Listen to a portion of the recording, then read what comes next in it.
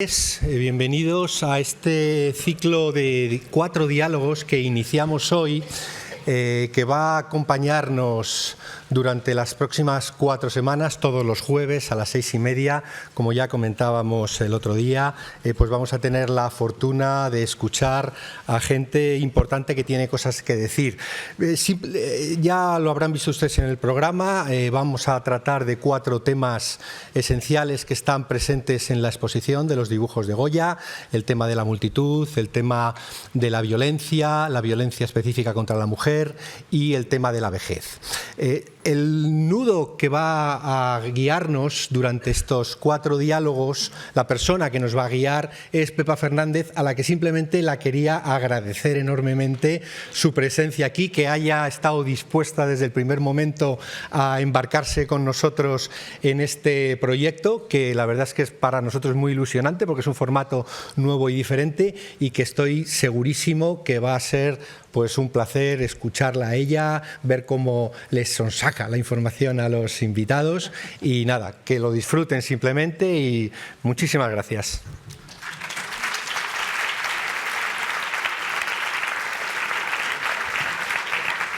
Buenas tardes. Bueno, pues yo soy el nudo, efectivamente, y no me he podido resistir, primero porque José Manuel Matilla es muy convincente, y segundo porque ante un programa tan estupendo como el que proponían estos diálogos, ¿quién se puede resistir? En realidad yo solo vengo aquí a tirarles de la lengua y a escucharles, a escuchar a ese grupo de personas que van a dialogar alrededor de la obra de Goya a partir de esta exposición extraordinaria que cierra de alguna forma la celebración del bicentenario del museo. Hoy empezamos este ciclo con un diálogo titulado, ya lo han visto ustedes en el programa, Farándula de charlatanes, la manipulación de las masas y la pérdida de la razón.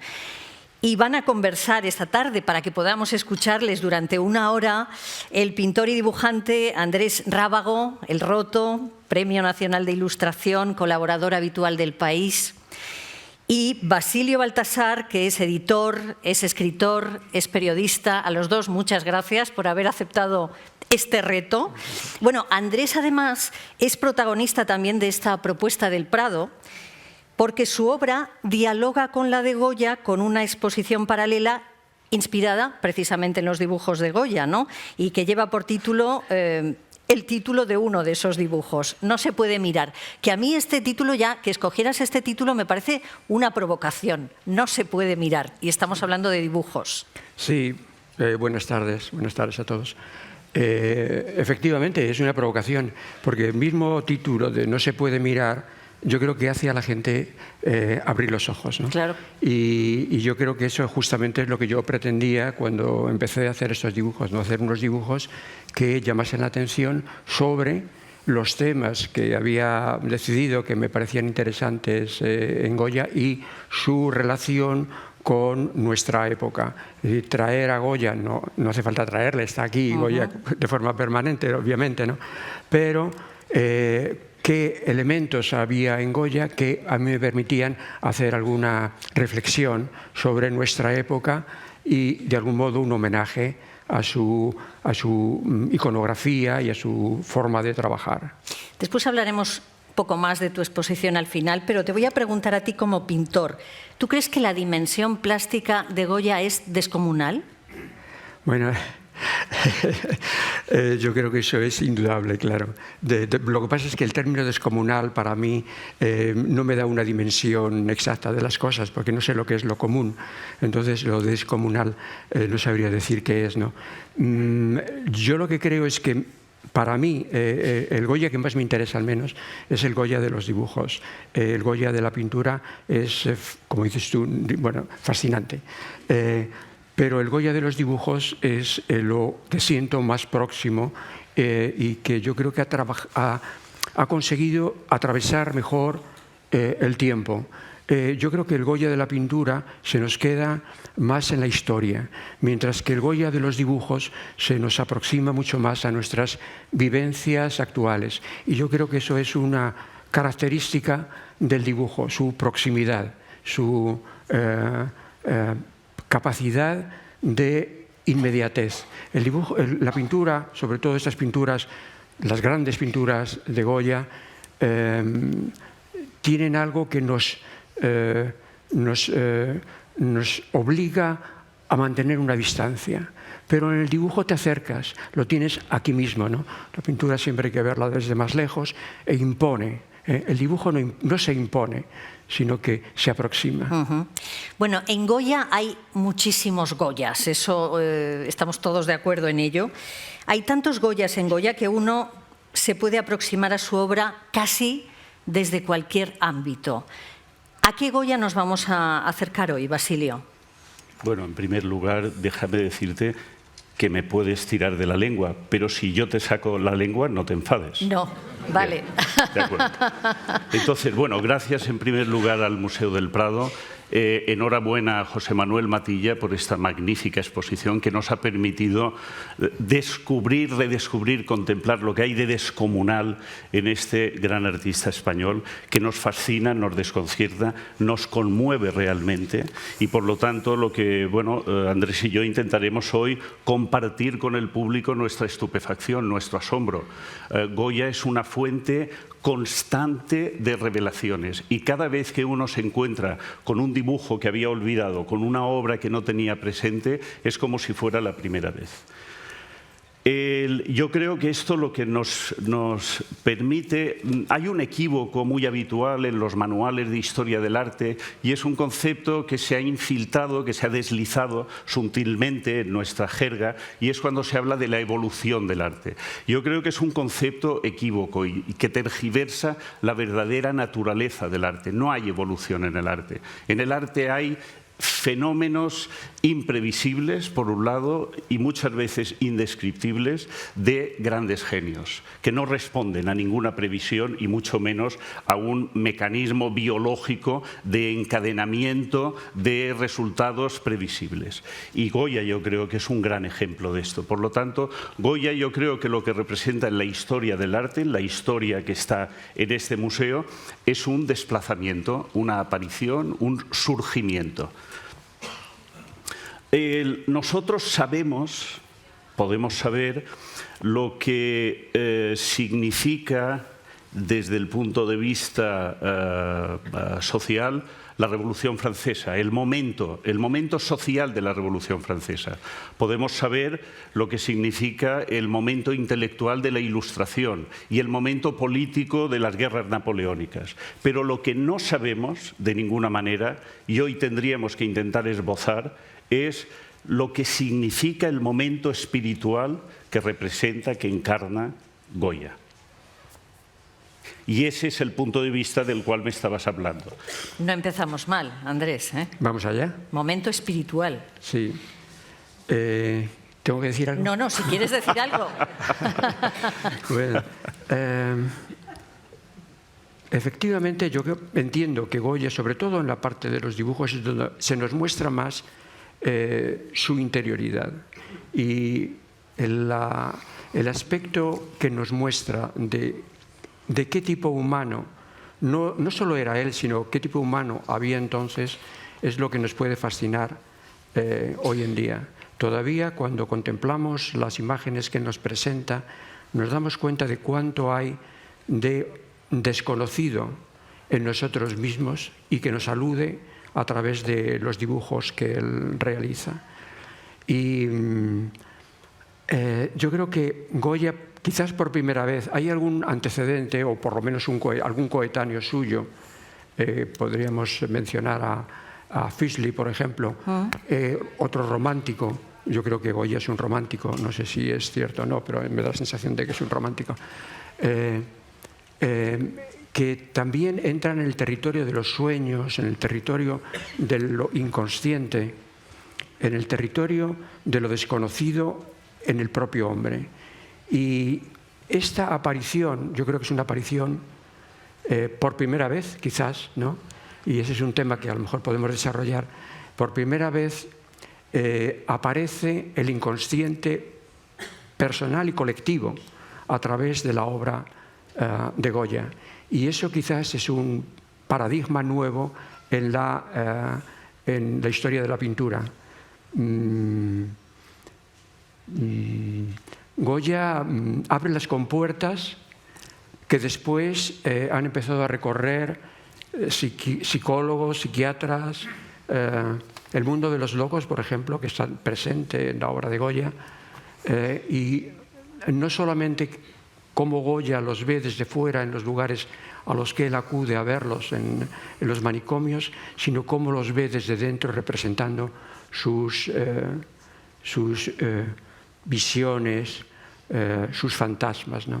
Ese Goya, que yo no llamaría estrictamente, no sé si llamarlo espiritual, pero sí profundamente psicológico, es el que se nos presenta de forma más clara. Bueno, sabéis que hoy el encargo es que nos fijemos en la multitud. Vamos a traer también la multitud a la actualidad, multitud, masa, no sé cómo queréis llamarla, pero Goya aporta la novedad de introducir la multitud como protagonista de algunas de sus composiciones o como actor necesario para entender las acciones de los protagonistas. Y la multitud en Goya es casi siempre sinónimo de sinrazón, de ignorancia, de barbarie, de irracionalidad. Él habla de populacho muchas veces. ¿Cómo contempláis esa presencia del populacho en los dibujos de Goya? Bueno, yo creo que es uno de los grandes descubrimientos de Goya, es decir, la construcción visual de la muchedumbre representa una de las aportaciones más inquietantes de Goya a la historia de la pintura. Tenemos el Goya cortesano, con todas las obras que conocemos de las familias reales, de los grandes personajes de la aristocracia de aquel tiempo. Tenemos el Goya, el gran cronista de las costumbres sociales, un artista dotado con unas dotes de observación realmente fabulosas para captar tipos, escenas, movimientos, ¿no?, de la vida de Madrid de su época.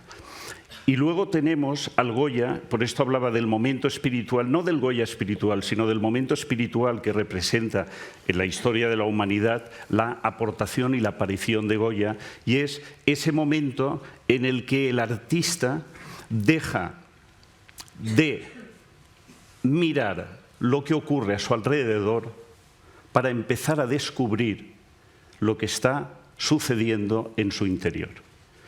Y esta tensión es representativa de la modernidad. Efectivamente, Goya podría ser considerado prerromántico, pero cuando observamos el desarrollo a lo largo de la mitad del siglo XIX de lo que es el romanticismo, están todos los elementos característicos prefigurados en Goya. Y esos tres aspectos sobre los que Goya construye esta gran narrativa visual de su tiempo, es un autorretrato permanente. Goya, a través de estas escenas, se está retratando a sí mismo, su estado de ánimo y, sobre todo, muy importante, su perturbación. El sueño, la locura y el inconsciente están modulando algo nuevo en la historia de la humanidad que Goya recoge y transmite. Es decir, ¿tú crees que esa ignorancia, esa barbarie, esa irracionalidad que él muestra en la muchedumbre es también un reflejo de nuestro estado interior muchas veces? Mira, a finales déjame leerte una cita de un sociólogo francés que en 1895, a final del siglo XIX, describe y define la masa. Solo por ser parte de la masa organizada, el hombre desciende varios peldaños en la escalera de la civilización. Una persona que puede ser culta, cuando se integra en la multitud, es un bárbaro.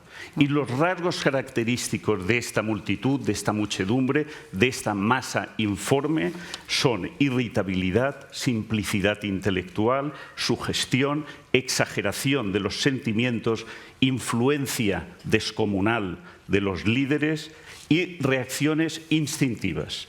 Es decir, Twitter y Facebook. Ahora hablaremos de eso. Andrés, ¿algún comentario?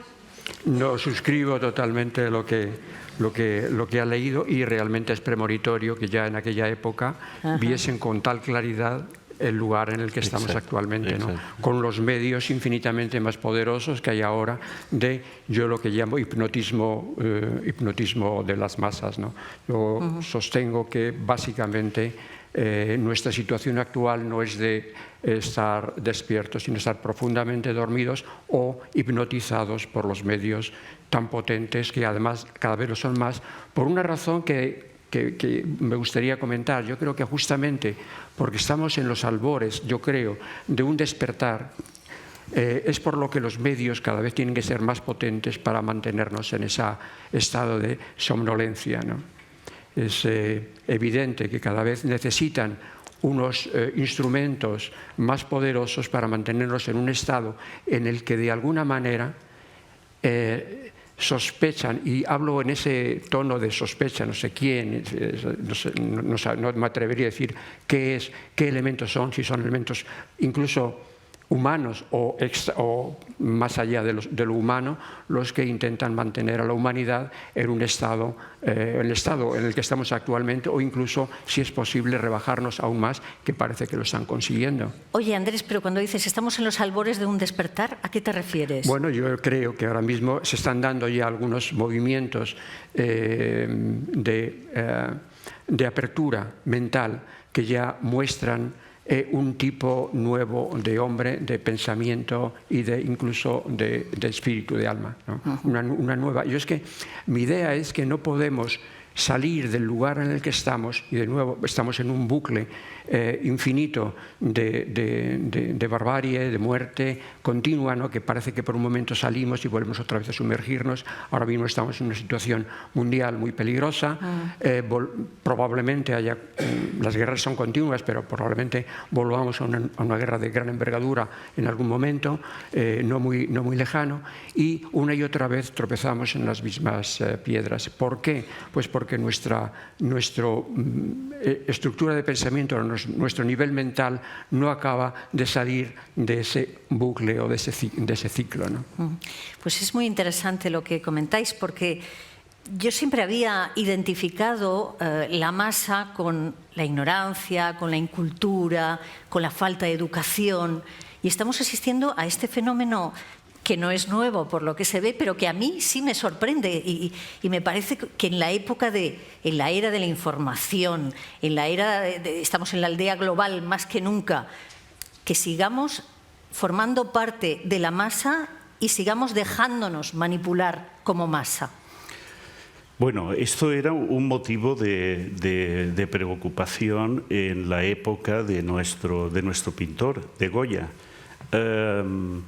Bueno, yo leyendo la introducción que hace Matilla a este estupendo catálogo que habéis editado, he descubierto que la Quinta del Sordo no debe su nombre a Goya, sino a un propietario anterior. Bueno, lo hemos descubierto todos. Yo ayer se lo comentaba en la radio, digo, todos habíamos pensado que la Quinta del Sordo pues llevaba el nombre de Sordo por la sordera de Goya, sí. Pero no. Pues repasando notas respecto a al tema que nos reúne hoy aquí, también he descubierto otra cosa, y es que don Ramón de la Cruz, el dramaturgo, se llamaba Don de nombre. Es como si sus padres hubieran sabido que iba a tener una calle en Madrid. Yo esto no lo sabía tampoco. Entonces ven al niño y le dicen, no, le vamos a poner nombre de calle de Madrid, ¿no? Bueno. Entonces hay un texto de Moratín, sí, que critica ferozmente las obras de teatro, los sainetes de don Ramón de la Cruz. Y tiene mucho que ver con lo que Don dices. Es nombre, y entonces Ramón, ¿qué es? También es nombre, Don Ramón. Es como José Manuel Matilla, ¿no? Vale. Pues Don Ramón, ¿no? Qué bueno. Fíjate que Moratín, ¿no? Sí. Amigo de Goya y enemigo, como verás ahora, como veréis, de don Ramón de la Cruz, fíjate cómo describe, cómo critica los sainetes de este hombre, ¿no? Le critica por haber caído en la vulgaridad, la indignidad y la complacencia, por representar la vida y costumbres del populacho más infeliz. Taberneros, castañeras, pellejeros, pillos, rateros, presidiarios y las heces asquerosas de los arrabales de Madrid. Sainetes que corrompen a las clases más elevadas del país, inoculando una mezcla de costumbres indecentes y un lenguaje grosero. El miedo a esta multitud informe que se va constituyendo en una masa y en una amenaza para la cultura, para el ideal de los ilustrados, estaba presente en los contemporáneos de Goya. Este dibujo que tenemos ahora mismo, que es un dibujo prodigioso, este burro que está a dos patas, probablemente con algún ejercicio de circo o de circo callejero, ¿sabe? Y la multitud que está detrás, embrutecida, riendo, la única figura digna es el burro. Lo demás, efectivamente, son esas masas ahí deformes, muy características además de la forma de caricaturizar de Goya, en las que no hay una caricatura.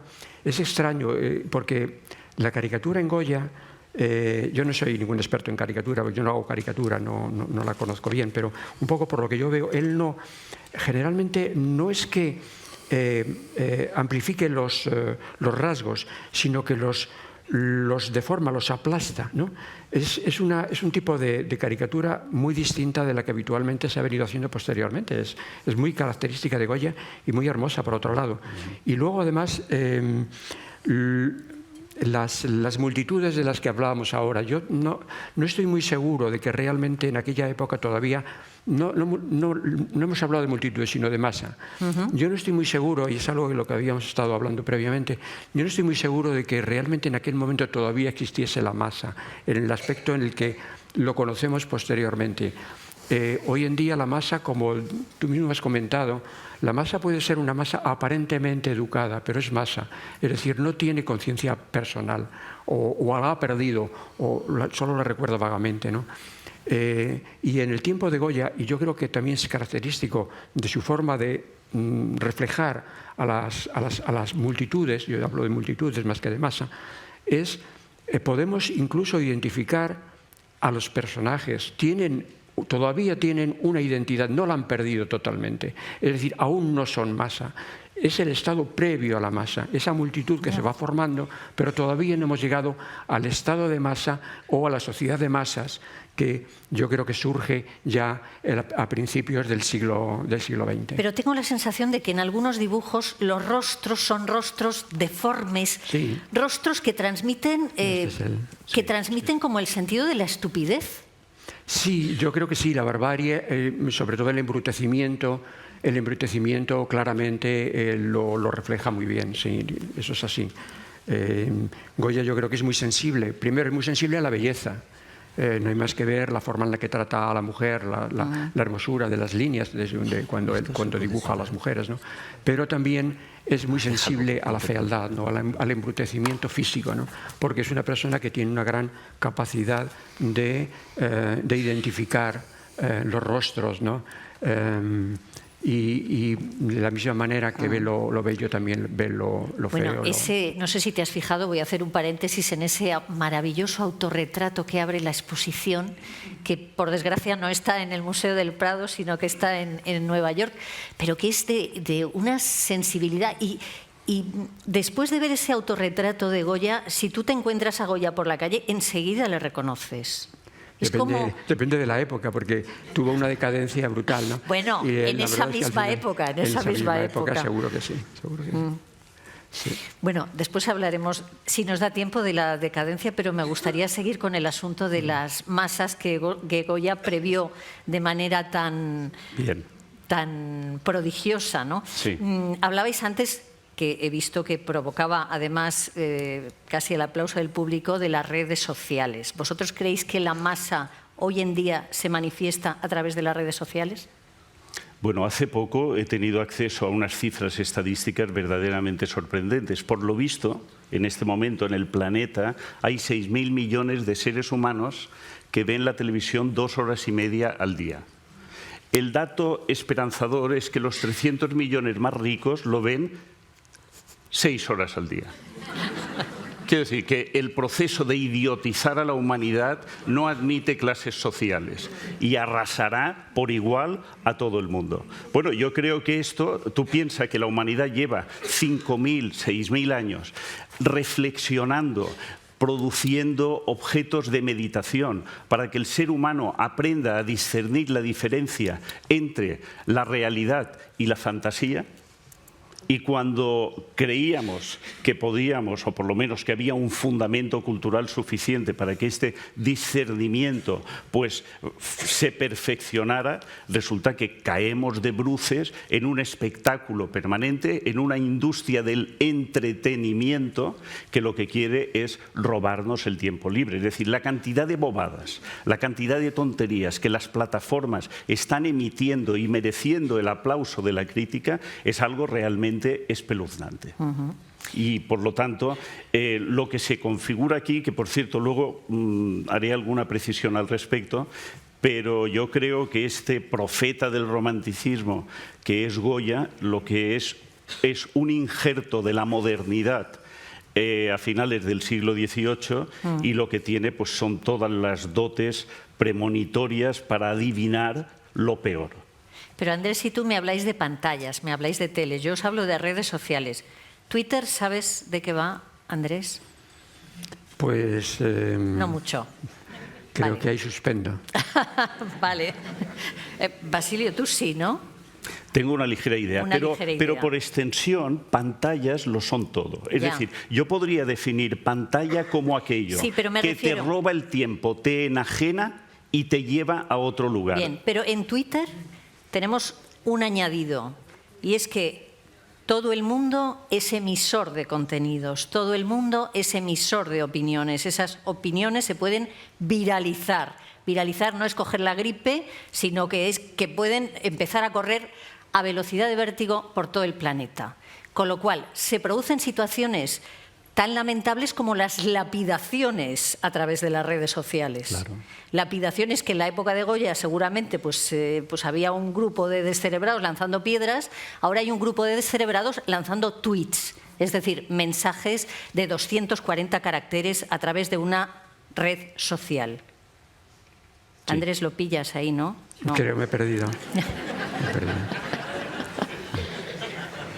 Pero, parece, Matilla, que para hablar de redes sociales sí. no vamos bien. No, pero se ha mencionado una palabra que sí me interesa, fantasía. He mencionado una palabra que sí me interesa, fantasía. Pues venga, tira de ahí, tira de ahí. No, vamos a ver. Hay en Goya, yo no sé no recuerdo bien, yo no soy ningún experto en Goya, obviamente, pero yo no recuerdo bien si él habla en los sueños. Habla de fantasías personales. No sé si él habla de sueños en algún momento, en textos suyos, luego te leo un fragmento que precisamente es subrayado. Entonces, la cuestión sería en distinguir qué hay de fantasía y qué hay de sueño. Porque mi idea... Fantasía y sueño son completamente son distintos. Y eso es un poco a lo que quería aludir. Yo creo que en Goya, al menos algunas de las cosas que he visto en esta exposición tan maravillosa, que hemos podido realmente aproximarnos mucho más, porque no estábamos acostumbrados a ver los grabados, en fin, estampas de Goya y tal, pero realmente yo no había visto... casi ningún dibujo, los había visto reproducidos, pero verlos físicamente es muy emocionante, ¿no? Y cuando te fijas con más atención en su trabajo y ves sobre todo las imágenes en las que él alude a los sueños personales, incluso dice otra vez, como si fuese un sueño recurrente en algunos de los dibujos, hubiese personajes que le aparecen una y otra vez, él los dibuja, ¿no? O algunos elementos que él después introduce en sus dibujos, en sus grabados, ¿no?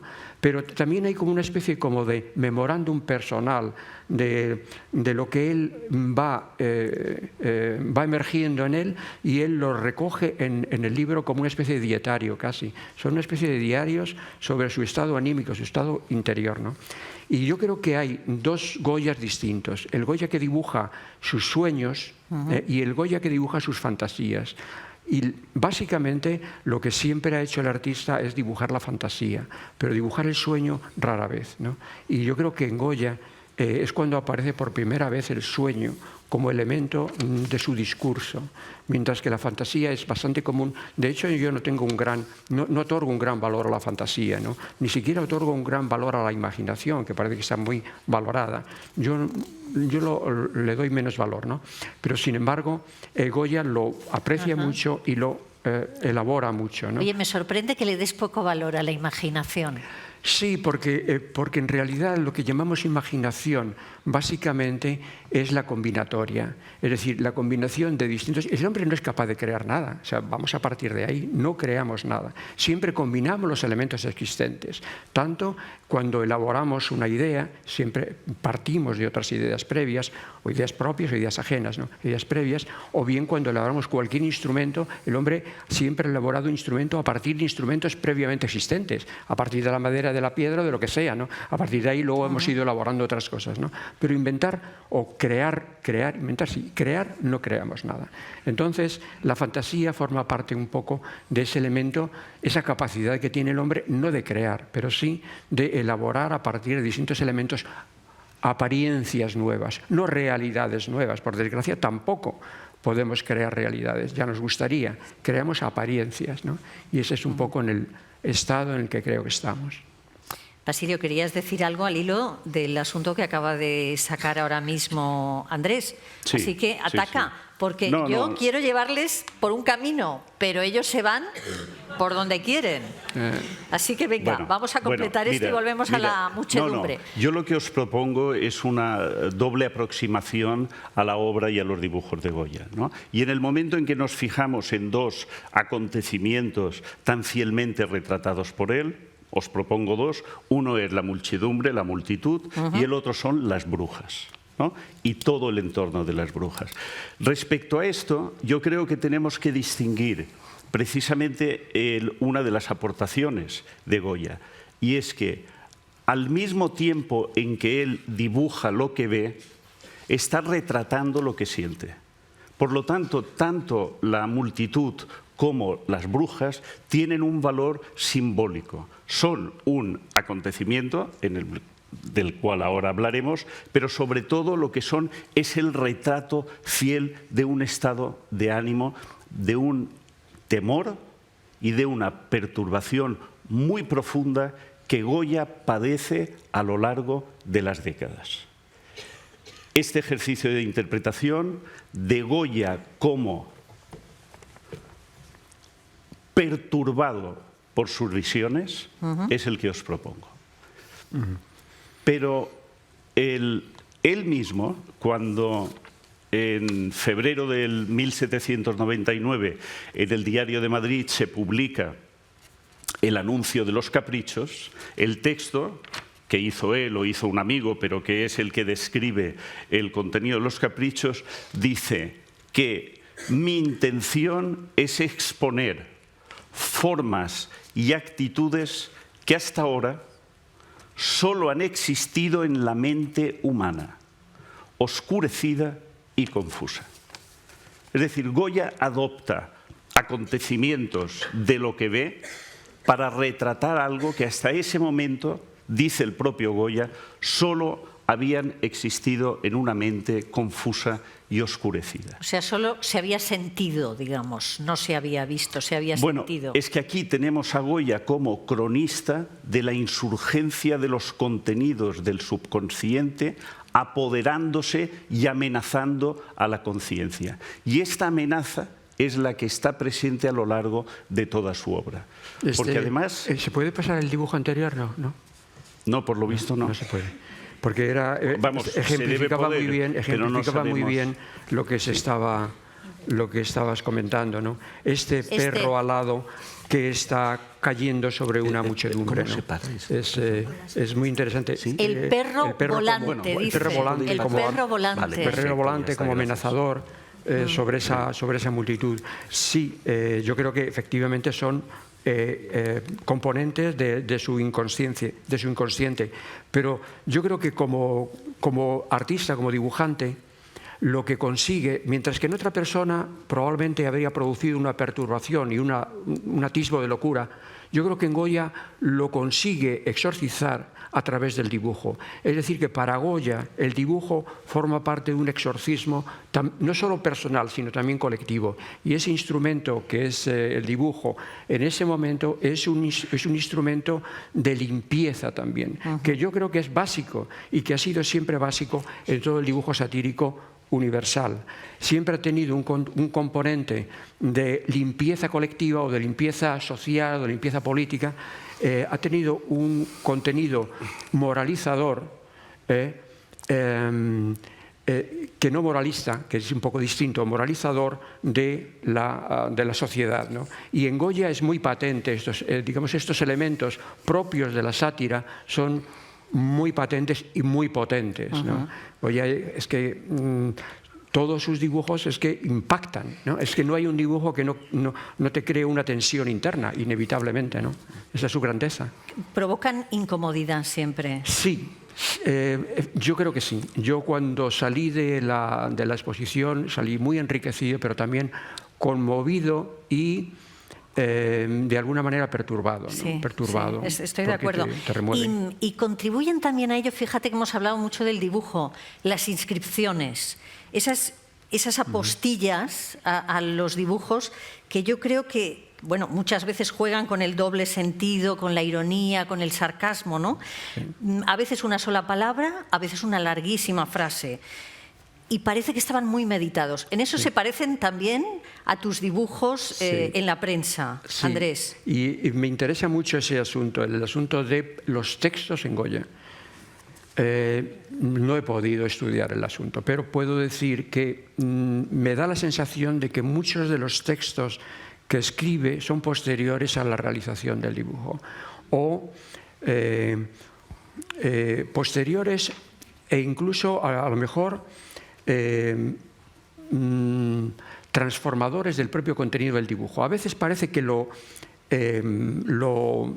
explicita, pero en muchas ocasiones lo oculta, lo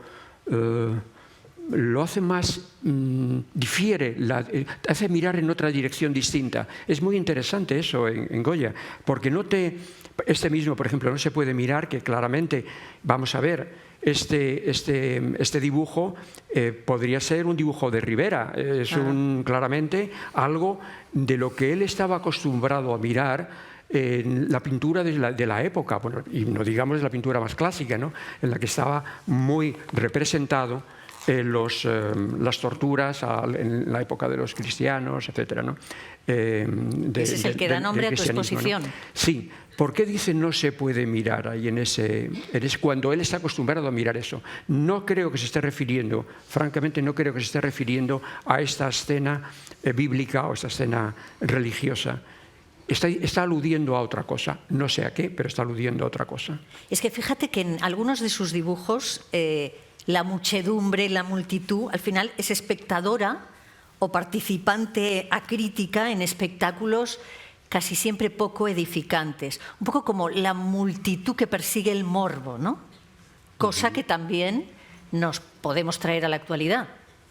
Sí, no, desde luego. Es decir, en su valor descriptivo desde el punto de vista social y en su valor simbólico, Goya lo que hace como anticipador es precisamente retratar lo que ha sido el gran protagonista de la historia de estos 2 siglos. ¿Cómo se puede parar? No, no se para, pero va hacia adelante y hacia atrás como quieras. Bueno, no se puede parar. Son unos genios, pero con la tecnología no, ¿eh? No, es que este dibujo es muy interesante, porque es un dibujo en el que me gustaría incidir, porque es la manera en la que él presenta cómo se presenta ante el público y cómo se presenta ante sí mismo. Mientras que el dibujo de la izquierda aquí, no, supongo que ahí también, o a menos que se invierta también con estas cosas, instrumentos, ¿no? El dibujo de la izquierda, con esa nariz fálica que él pone, luego después lo que hace en el dibujo que él publica, de qué manera él, cuando él lo presenta en el público, ya le ha quitado la nariz. E incluso ya no se entiende muy bien de qué va este dibujo. Y dice, están calientes, dice, están calientes. ¿Qué quiere decir con eso? Mientras que el otro dice caricatura alegre, ¿no? Es mucho mejor, desde mi punto de vista, el dibujo de la izquierda que el dibujo de la derecha, que ya es previo claramente a un grabado, ¿no? Pero aquí vemos la doble dimensión que tiene lo público y lo privado. En lo privado él se muestra mucho más abierto, puede decir cosas que en público no dice. Y eso es muy interesante, porque efectivamente cuando dibujas para el público, cuando hablas para el público, cuando estás frente a un público o simplemente en sociedad, digamos que estableces unas normas, un tipo de lenguaje, un tipo de comportamiento distinto de cuando estás en privado. Y aquí nos damos cuenta que Goya también tenía presente eso, es decir, que no decía cualquier disparate, aunque él lo llame disparates, no decía cualquier disparate. Pero por eso muchos de estos dibujos son tan reveladores y tan interesantes, porque él los dibujaba pues para él, en algunos cuadernos. Bueno, que no pensaba seguramente que fueran a tener la difusión que tuvieron, ¿no? Pero de todas maneras hay que tener en cuenta que la redacción artística de estos comentarios podía deberse a dos cuestiones. Una, la voluntad críptica de Goya, porque tenía conciencia de que ciertas cosas no tenían todavía nombre, ¿no? Y es esta existencia suya como artista en el umbral de la conciencia y del subconsciente, pero luego también todos los intelectuales de la época y artistas de la época sabían que estaban sometidos a la vigilancia del Tribunal de la Inquisición, ante el cual Goya tuvo que declarar precisamente por, si no me equivoco, el tema de la maja desnuda, ¿no? Que levantó las suspicacias de los responsables de la moral y de la salud pública. Eso está presente en la obra de toda la época, pero hemos de tener en cuenta que cuando Goya, un cuarto de los dibujos de los caprichos, un cuarto está dedicado al tema brujeril. Esto evidentemente denota un interés y casi una obsesión. Baudelaire se preguntaba en un comentario hecho en su época, en uno de sus textos, a qué podía deberse esta obsesión de Goya por las brujas, por los criminales, por la antropofagia, ¿no? Por el asesinato ritual de los niños. Y eso es una constante que nos dice mucho sobre este personaje. Las pinturas en las paredes de la Quinta del Sordo, o sea, vivir en tu casa con esas pinturas es un testimonio realmente revelador sobre un estado de ánimo, por llamarlo de alguna manera. Pero hay que tener en cuenta que en el 1611, cuando se produce el famoso juicio contra las brujas de Navarra, un inquisidor español es enviado para hacer un informe para el propio Tribunal de la Inquisición. Y llega a la conclusión de que aquello ha sido una epidemia de una auténtica locura, provocada por curas fanáticos y por aldeanos ignorantes y por todo el proceso de delación y de denuncia que provocan las rivalidades y las envidias, pero que nunca hubo nada que merezca el nombre de brujas ni de brujería. Y que lo que eran, y lo dice, os lo leo porque es un texto estupendo, dice que Alonso de Salazar explica que todo había sido una farsa y que se negaba a castigar delitos que no se podían cometer. Y Pedro de Valencia, otro humanista de la misma época, dice que esos supuestos aquelarres, dice, eran una reunión de gentes cegadas por el vicio y el deseo de cometer fornicación, adulterio y sodomía. O sea, una juerga. Eso es lo que se llamaba brujería, lo que era una auténtica juerga.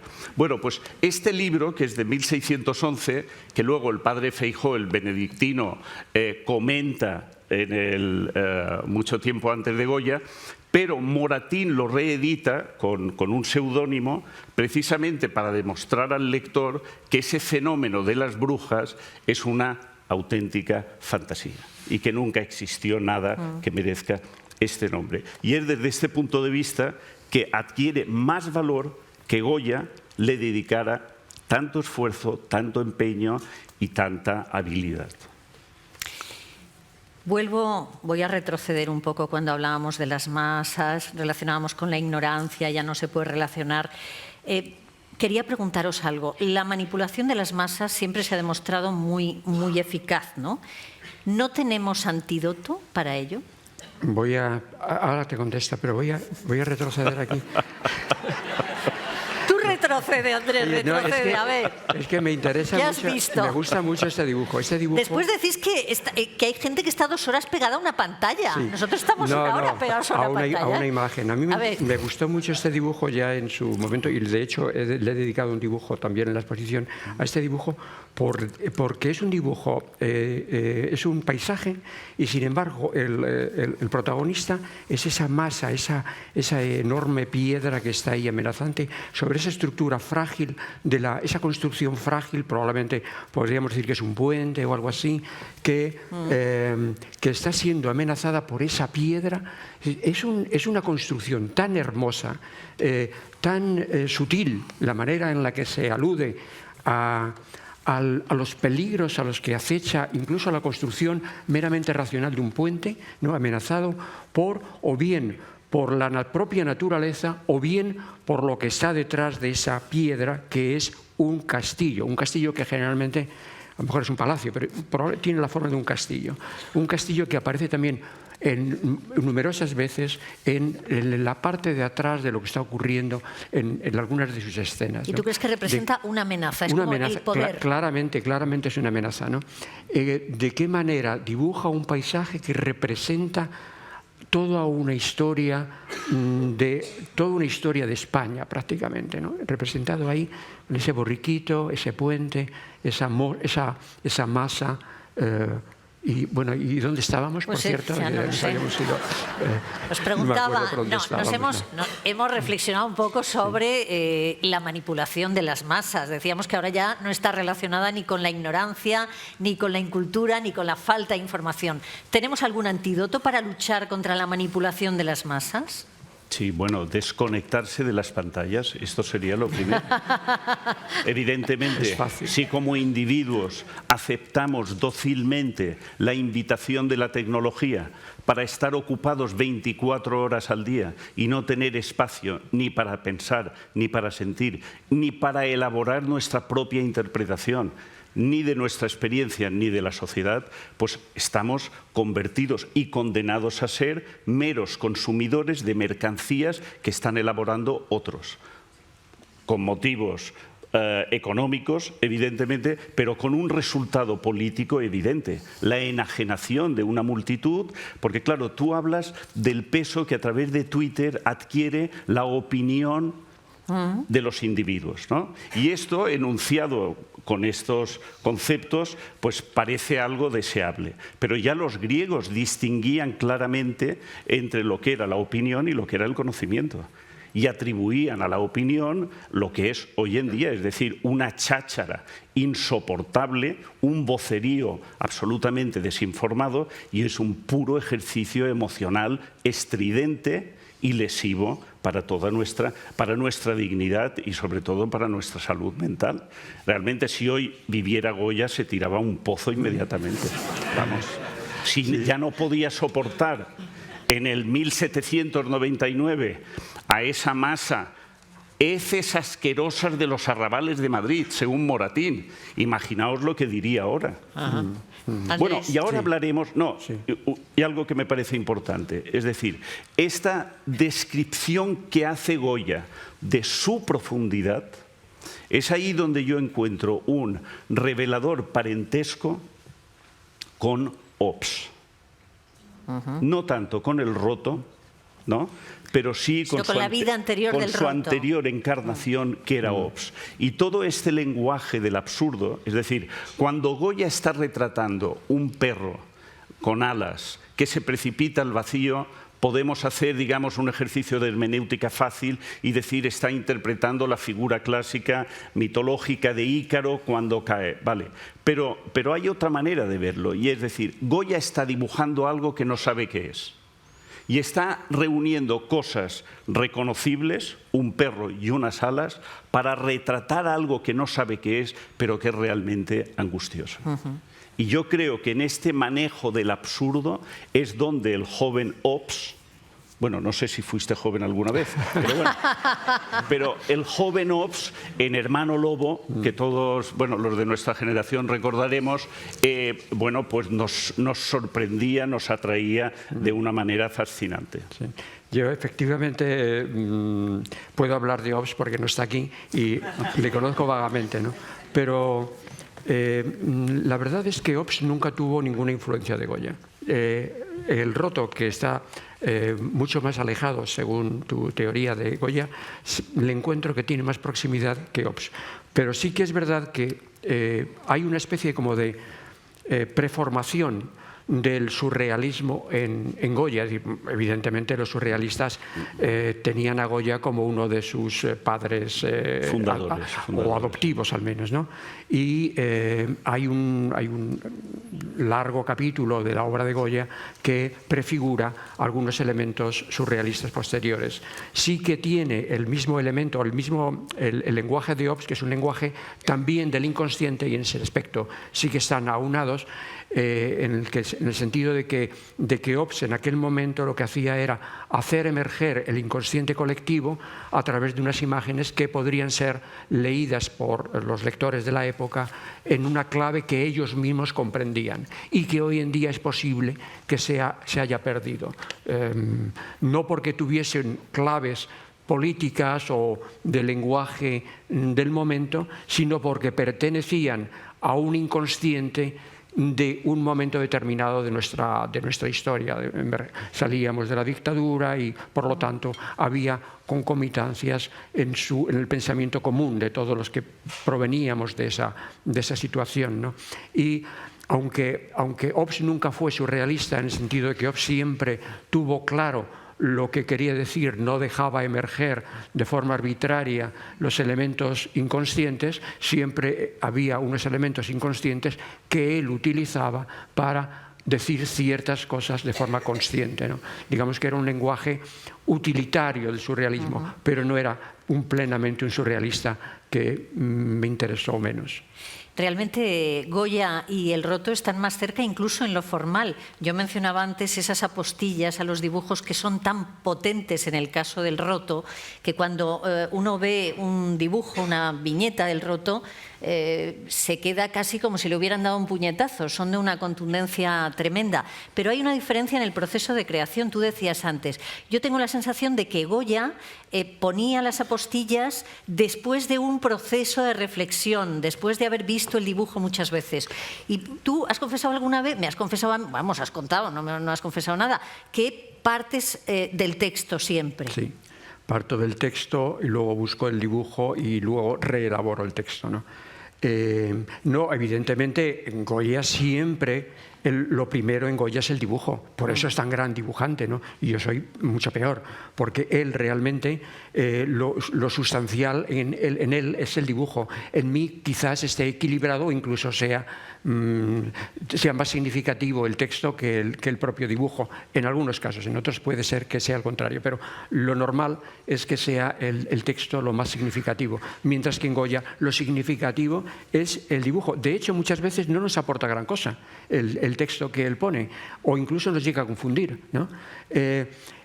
Es más, yo creo que algunos de los dibujos, muchas veces ocurre cuando tú ya has visto algo tuyo, le das una interpretación nueva y a lo mejor él en alguna ocasión apunta cosas que él ve posteriormente, pero que no están en lo que en el principio él había o creía haber querido decir, ¿eh?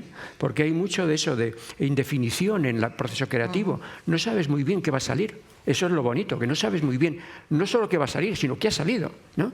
Y cuando lo ves, reflexionas sobre ello y empiezas a ver cosas que no sabías muy bien por qué estaban allí y te las aclaras a ti mismo. Tú no pones normalmente un pie a un cuadro, claro. ¿Y alguna vez cambias esa idea, esa frase inicial después de haber hecho el dibujo? No, lo que sí puedes hacer a lo mejor es utilizar un dibujo que tenía un texto y que el texto no te satisface y dices, bueno, pero me sirve para este otro texto. Y sí lo utilizas, es una trampa, pero al final a veces tienes que hacer pequeñas trampas.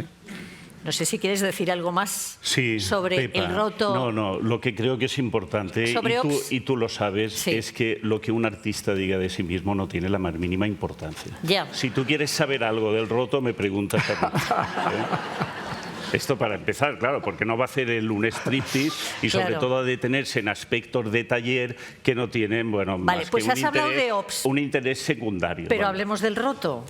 Hablemos del roto. Bueno, a Hablemos mí del lo que me, roto no, y de no, sus lo que me paralelismos. parece... Vamos a ver, Goya. vamos a fijarnos en esta imagen. Es que es una imagen fascinante, ¿no? ¿El anterior esto es o este? increíble. No, esta, Este. Esta es sí. fantástica. Esta imagen es una imagen... aquí yo veo que, yo no sé, aquí seguramente hay expertos que nos podrían decir, William Blake es coetáneo, es posterior, alguna voz que puede decir si William Blake es posterior o... Sí, sí, un poco anterior. Un poco anterior, sí, sí. un poco anterior. De hecho, se le considera un prerromántico también. Bien, pues si pusiésemos un dibujo, una acuarela de Blake y este dibujo de Goya, ¿qué nos encontraríamos? Sería interesantísimo ver un dibujo de Blake sobre el infierno y un dibujo de Goya sobre el infierno. Camino de los Bueno, infiernos. sería muy interesante. No, en la época, evidentemente, los dibujos y las reproducciones gráficas circulaban y viajaban, no tanto como hoy en día. Y es probable, quién sabe, que se conocieran. Pero lo realmente significativo, lo realmente revelador sería que... un momento, no te... Ah, vale, sí, lo puedo dejo. saltar, sí. Que sin conocer sus respectivas obras, dos artistas estén retratando el estado de ánimo de la humanidad, de la cultura, de la sociedad, con aspectos que podemos comparar, con formas, con narrativas visuales, como Porque la que tenían está una antena subrayando similar, él. Por esto digo que sería revelador, ¿no?, poder confirmar que no conocía Goya la obra de Blake. Pero no lo sé, no lo sé. En Vale, este caso. hablemos del roto. Hablemos del roto. Hablemos del lo que me roto. parece un acierto por parte del Museo del Prado y de Matilla, del comisario, de las dos exposiciones, es que las haya hecho coincidir en el tiempo. Porque si podemos ver las exposiciones una detrás de otra, vamos a ir reconociendo, en primer lugar, la mano del dibujante, la habilidad escenográfica con la que se construyen escenas, la expresividad, ¿no?, la contundencia, realmente la de, evidentemente, dos almas gemelas que me parece que están los dos hablando a su respectiva época con el mismo nervio y con el mismo genio creativo. Yo le decía Ya el otro quisiera, día pero- a Andrés que... Bajemos el listón. Andrés, que de alguna forma les une esa forma de contemplar el mundo con afán crítico, irónico, con voluntad de denuncia. Eso es muy de Goya y es muy del roto. Claro, claro, sí. No, yo no intento elogiar a Andrés. Yo lo que estoy dejando constancia es que esa fuerza expresiva es comparable y sobre todo que para nosotros, contemporáneos suyos, podemos entender muy bien cómo el Madrid de la época recibía la obra de Goya, que no solo pintaba para los gabinetes privados de los aristócratas o las academias que le hacían encargos, sino en la medida de lo posible, pues para el gran público de Madrid. Hay un asunto que cuando me propusieron que hiciese algo sobre, ya lo he dicho en alguna ocasión, que hiciese algo sobre el Museo del Prado, no lo voy a repetir, al final me decidí por Goya. Y lo que realmente me ha aportado es algún elemento técnico simplemente, ¿no? La guada que no usaba previamente y que ahora la uso de forma profusa, no sé si para bien o para mal, pero que realmente es lo que he aprendido, una de las cosas que he aprendido de Goya, ¿no? El uso de la guada, que me permite hacer una imagen quizás un punto más realista, y por ahí es por donde creo que puede haber algún peligro y tengo que estar atento, ¿no? Pero por otro lado hacerlo también mucho más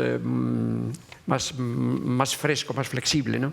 Era un dibujo más seco el anterior y este es un dibujo un poco más flexible. Se lo debo lógicamente al maestro Goya. Tanto Goya como... ¿Queréis contemplar algún dibujo Sí, especial? Venga. Me parece la destreza de Goya para retratar la ingravidez en este óleo me parece único.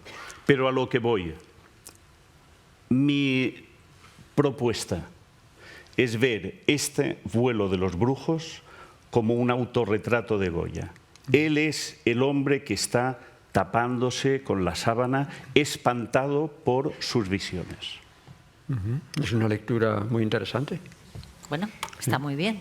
Oye, hemos dicho que íbamos a ser puntuales también a la hora de acabar.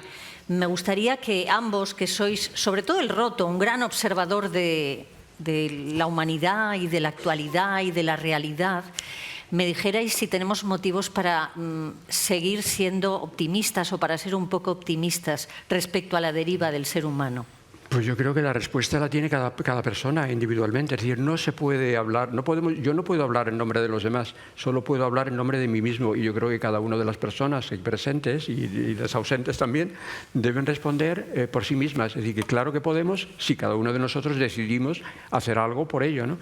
Pero claro, si creemos que son los demás los que tienen que hacerlo, no vamos a ningún sitio. Yo soy consciente de que realmente la responsabilidad es una responsabilidad personal de cada uno, que por eso estamos aquí, digamos que tenemos una función en la Tierra muy especial. No somos cualquier cosa que ha aparecido aquí, sino que tenemos una función muy especial y tenemos unos órganos que están bastante desarrollados y otros por desarrollar. Pues los que tenemos desarrollados, utilicémoslos, y los que nos faltan por desarrollar, intentemos alcanzarlos, ¿no? Y en ese aspecto va a ser todo una maravilla.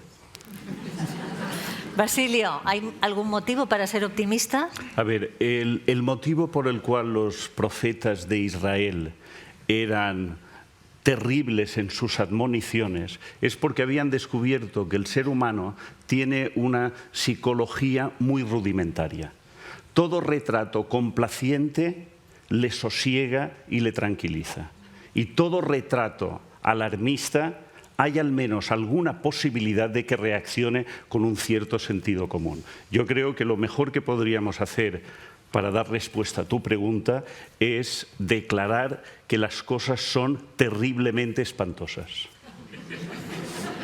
Hombre, es que acabar así es heavy, ¿eh?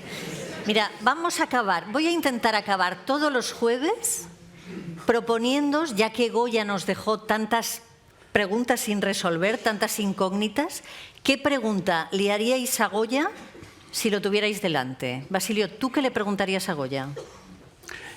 ¿Por qué te cortaron la cabeza? Andrés, ¿tú qué le preguntarías a Goya? Pues yo primero me quedaría mudo frente a Goya, ¿no? Y luego reflexionaría muchísimo antes de preguntarle nada, ¿no? Porque si solo puedo hacerle una pregunta, tendría que pensarlo mucho antes de hacérsela. Bueno, que ha sido un placer escucharos. Basilio Baltasar, Andrés Rábago, El Roto. Espero que para ustedes también lo haya sido. Les esperamos el próximo jueves. Vamos a hablar de la violencia, uno de los asuntos recurrentes en la obra de Goya. Lo vamos a hacer, ya lo saben, con Fernando Savater y con Gervasio Sánchez. Así que hasta el jueves. Muchas gracias. Buenas tardes.